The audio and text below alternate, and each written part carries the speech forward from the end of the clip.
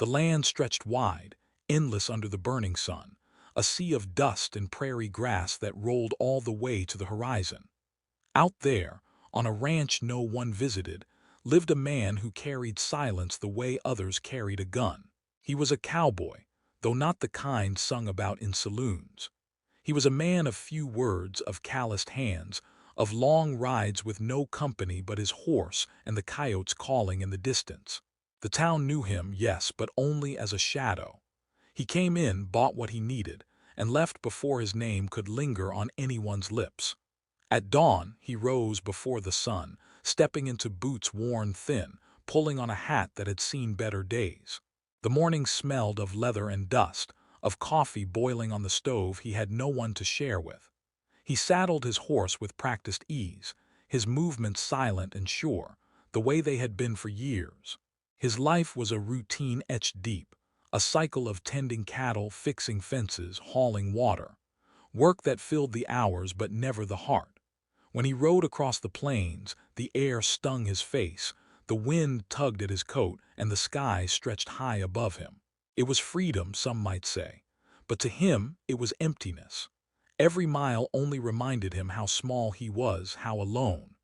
At night, when the stars lit the sky like diamonds scattered across black velvet, he leaned back against the fence posts, staring up, wondering if this was all his life was meant to be. The cattle breathed in the fields, the coyotes howled in the distance, but not a human voice answered him. The cabin he called home sat in the middle of all that space, its wood darkened from weather, its windows always dim. Inside, there was little more than a table, a chair, and a bed that had never felt crowded. He cooked simple meals, beans, bread, dried meat, and ate them in silence, the crackle of the fire his only companion. The walls did not echo with laughter or conversation, only with the quiet scrape of a spoon, the sigh of the wind outside, the creak of the floor beneath his boots. Some nights he played a tune on his harmonica, the low, aching notes filling the air, but even that felt hollow when there was no one to listen. He kept few things of value. A photograph tucked into a drawer, faded and worn. A memory of another life, one that had slipped away before it could ever root itself. He never spoke of it, never showed it, but sometimes, late at night, his eyes would linger on that drawer, his hand resting there as though he might open it, though he never did. The people in town called him distant, some called him cold. But there were whispers too, whispers that maybe he wasn't meant to be alone, that maybe the roughness of his face hid a heart still waiting. The saloon keeper once said, that Cowboy's got the look of a man who lost something he never found again. No one asked him, though. They all let him be, and he carried his solitude without complaint. He worked hard always. The sun rose, he rode out. He mended fences where the posts had fallen, guided cattle where they strayed, patched roofs before the storms rolled in. His back bent with labor, his muscles groaned with effort, but he did not stop. Work kept his mind busy, work kept the ache dull. But when dusk settled and the land grew quiet again, the loneliness returned sharper than ever. Sometimes he lingered on the edge of town after trading. He watched the families gather, children tugging at their mothers' skirts, men calling to their wives, the sound of laughter spilling from porches. He did not step closer, but he watched. He wondered what it would feel like to have little feet running to greet him, to have a voice calling him home. He wondered if that longing was weakness, or if it was the only real thing left in him. The seasons passed, each one the same. Spring with its muddy fields, summer with its blistering heat, autumn with its winds, winter with its biting cold. Through all of it he endured, his ranch standing steady, his body growing tougher, his heart growing quieter. He told himself he needed nothing more. He told himself it was enough to survive, to keep his land, to tend his herd.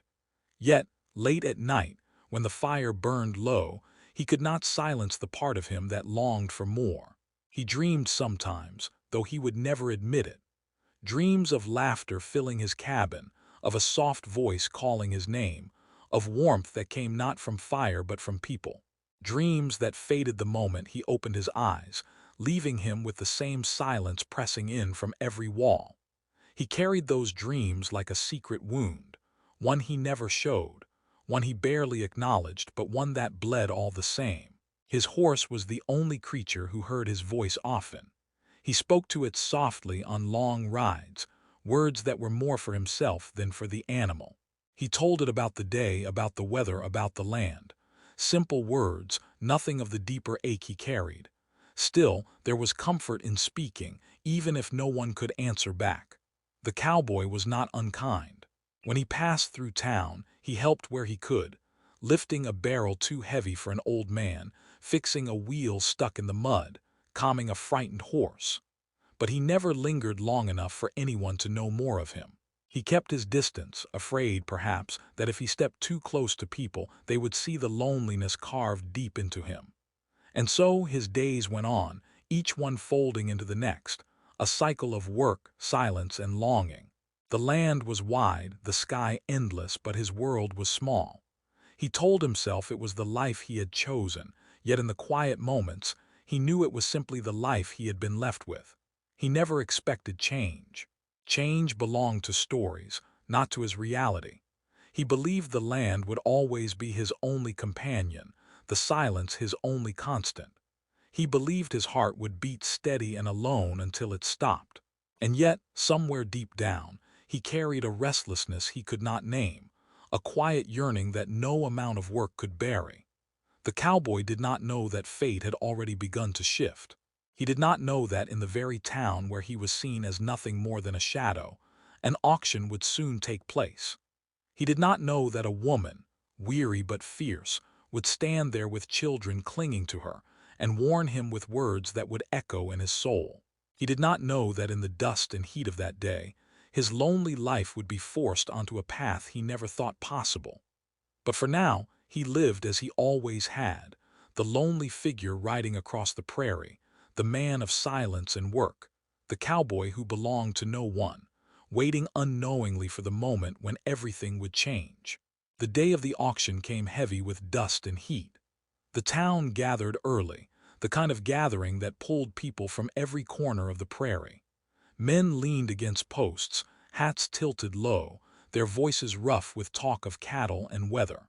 Women stood in small groups, whispering with guarded eyes, children clinging to their skirts. The air carried the smell of sweat, leather, and horses, a mixture as common as the creak of wagon wheels rolling over dirt. At the center of it all stood the stage, wooden boards worn from years of trade and barter. But this was not livestock up for bid.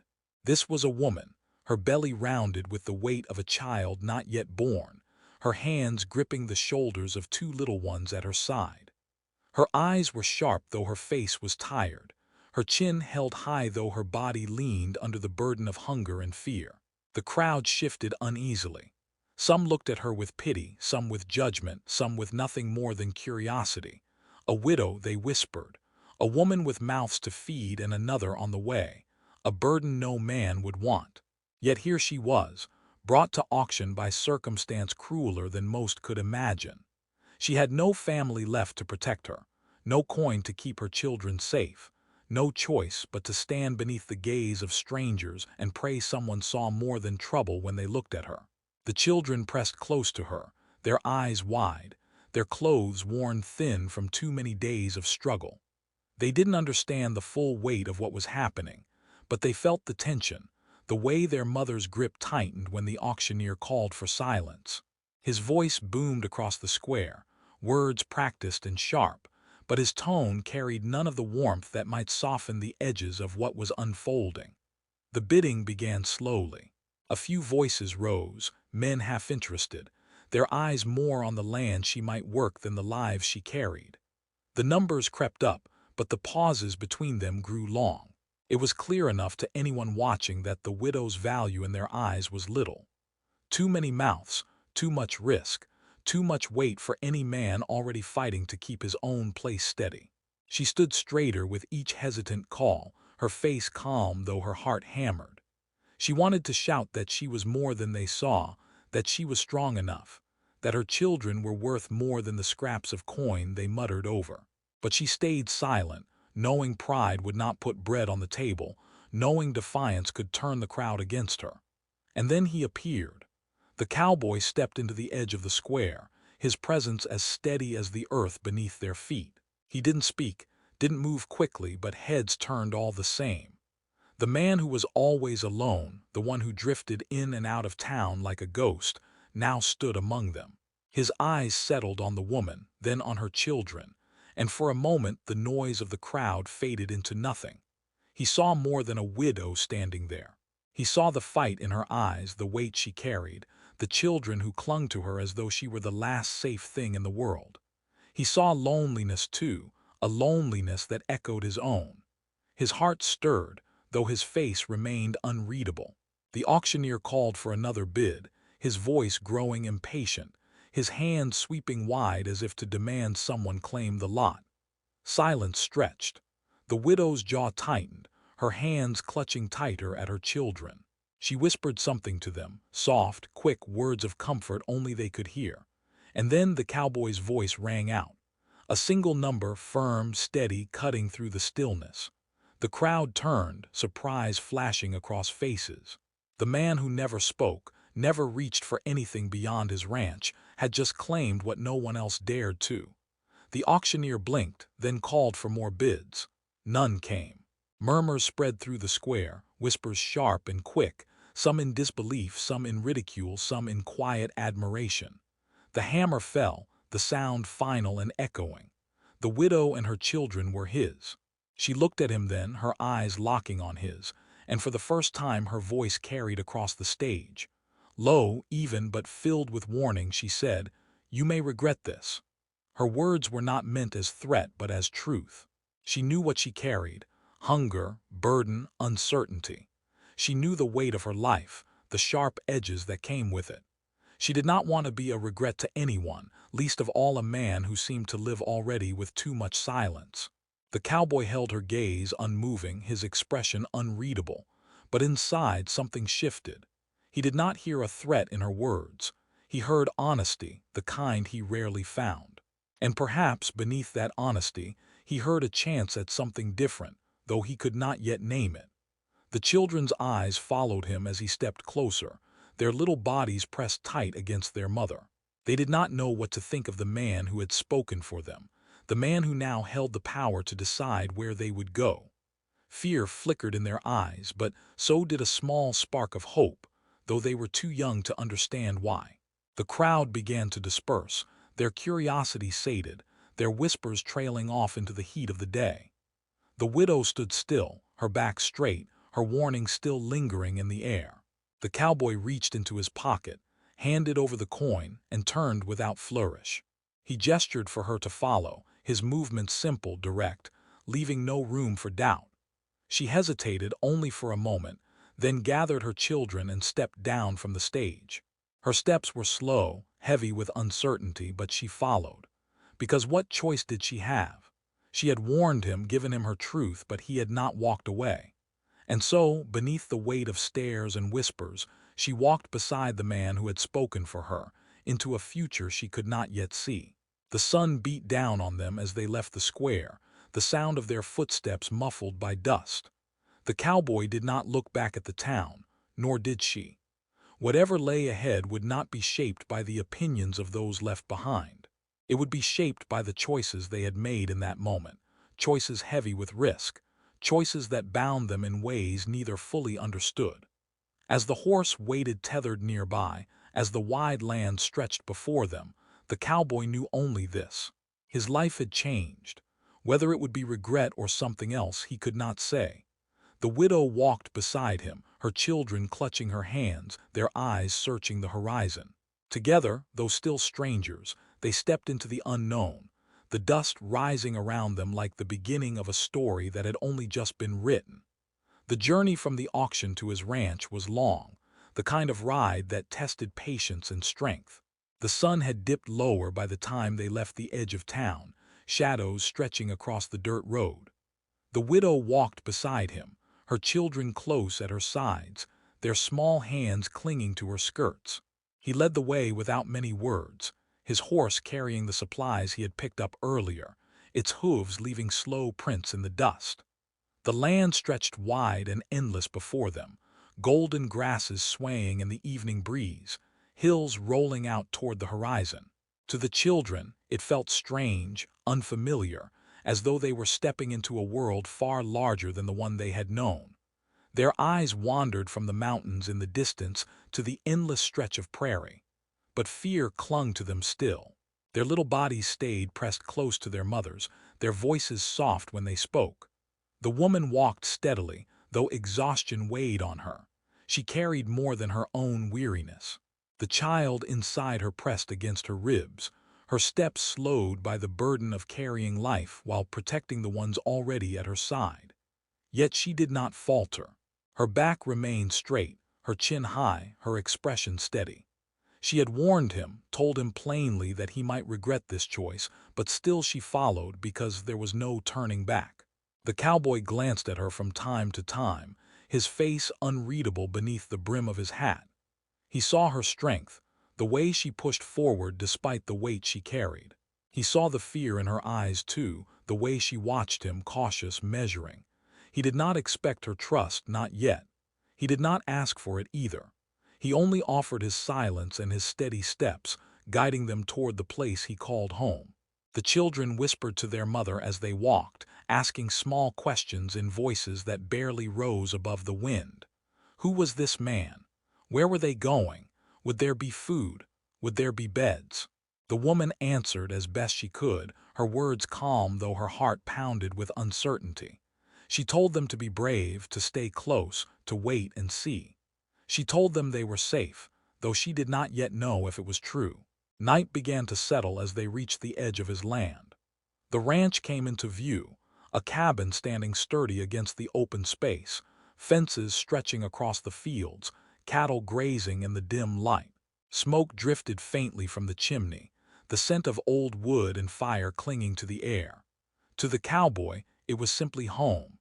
To the widow and her children, it was a world unknown, a place that might offer safety or something else entirely. He opened the door and stepped inside, lighting the lamp that cast a warm glow across the wooden walls. The cabin was plain, built with strength but little comfort. A table stood at the center, rough but solid. A single chair sat by the hearth. A bed rested in the corner, its frame sturdy, its covers simple. The walls bore no decoration, no signs of laughter or family, only the marks of a man who lived for survival, not for comfort. The children stepped in hesitantly, their eyes wide as they took in the unfamiliar space. They clung to their mother's skirts, their feet shuffling against the wooden floor. The woman stood still, her gaze sweeping over the room, her hand resting on the swell of her stomach. It was not much, but it was shelter. It was walls against the wind, a roof against the rain, warmth against the cold. The cowboy set down the supplies, moved to the hearth and stirred the fire back to life. Flames rose, crackling, spreading warmth through the room. He placed bread and dried meat on the table, setting out what little he had with quiet care. The children's eyes lit up at the sight of food, hunger sharp in their small faces. The woman hesitated, her pride holding her still, but when he nodded once firmly, she guided the children to eat. The sound of their chewing filled the silence, small hands clutching at bread, small voices whispering thanks to their mother. The cowboy leaned against the wall, his arms crossed, watching. He did not join them, not at first. He only made sure they had enough, that their bellies were filled, that the fear in their eyes softened just a little. When the food was gone, he set blankets near the fire, a small pile where the children could rest. They lay down quickly, exhaustion overtaking them, their little bodies curling close to one another. Their mother sat beside them, brushing hair from their faces, humming a tune so soft it barely rose above the crackle of flames. The cowboy turned away to give them privacy, but the sound reached him all the same. It was a sound he had not heard in years, a lullaby, soft and tender, the sound of care that filled the empty spaces of the cabin. It stirred something deep inside him, something he had long buried. He did not speak of it, did not let it show, but it pressed against him all the same. Later, when the children slept, the woman finally looked at him fully. Her eyes held gratitude and suspicion, fear and relief all at once. She did not thank him with words, not yet, but her gaze lingered long enough for him to know she saw what he had done. He did not ask for thanks. He did not need it. But the weight of her eyes on him felt heavier than any silence he had known. The night stretched on. The fire burned low, the children breathed steadily, the wind whispered against the cabin walls. The cowboy sat in his chair, staring at the flames, his thoughts tangled. He had brought them here without knowing why, without planning for what came next. But as he listened to the small sounds of life filling the space, soft breathing, the faint shift of blankets, he realized the silence he had lived with for so long had been broken. He did not know what tomorrow would bring. He did not know if her warning would prove true, if regret would come to weigh heavy on him. But as the night deepened, as the fire warmed the room, as the widow and her children rested under his roof, he felt something he had not felt in years. His cabin was no longer empty. His life was no longer untouched. And though he would not say it aloud, though he would not dare name it, a quiet sense of change settled deep within him, as steady as the land outside, as unshakable as the stars above. The days stretched into weeks, and what had begun as a single act at the auction slowly wove itself into something neither of them had expected.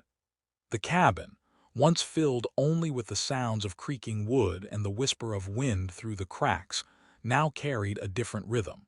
Children's laughter echoed against the walls, small feet tapped across the floor, and the air carried warmth that came not just from fire but from life. Each morning began earlier than before. The cowboy rose as he always had, the first light creeping across the horizon, the cool air biting against his skin. But now, when he moved through the quiet, he was no longer truly alone. The soft sounds of children stirring in their sleep, the quiet breathing of a woman resting with her hand on her unborn child, all reminded him that his cabin was no longer an island of solitude. He built the fire, boiled water, and set bread on the table, not just for himself but for them. The small details of daily life changed shape when there were others to care for. The widow took to her tasks with a quiet determination. She kept the cabin neat, mended clothes, and found ways to stretch every bit of food into enough to feed them all. She taught the children to help with small chores, guiding their little hands with patience. The cowboy watched her, silent as always, but he noticed everything. The way she hummed while she worked, the way her hair fell into her face when she bent low, the way she never took more than her share at the table. Her strength was different from his, less obvious but no less powerful. The children followed him everywhere. At first their steps were cautious, their eyes wary, but little by little their fear gave way to curiosity. They trailed him to the barn, asked questions about the horses, watched him repair tools, and giggled when he lifted them high onto the fence so they could see farther across the prairie. They learned the sound of his voice, short words, simple instructions, sometimes a rare chuckle that slipped past his guard. For them, even his smallest gestures meant the world. One afternoon, he handed the eldest boy a piece of rope and showed him how to tie a knot strong enough to hold. The boy's hands fumbled, his brow furrowed, but the cowboy's rough hand steadied his. When the knot finally held, the boy's grin lit up brighter than the sun overhead.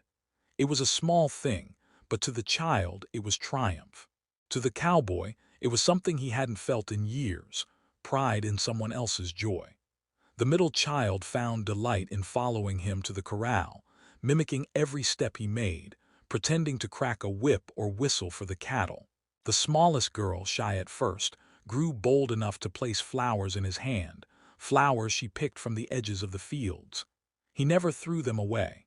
Instead, he placed them on the windowsill, where their color brightened the room. The widow noticed these things.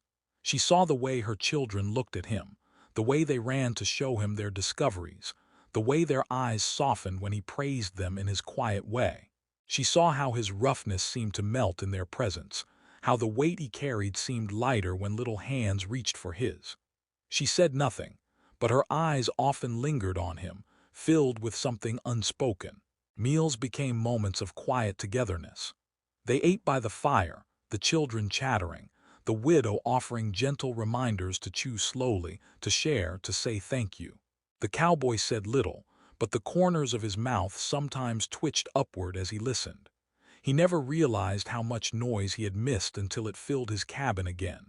Outside, the land was unchanging.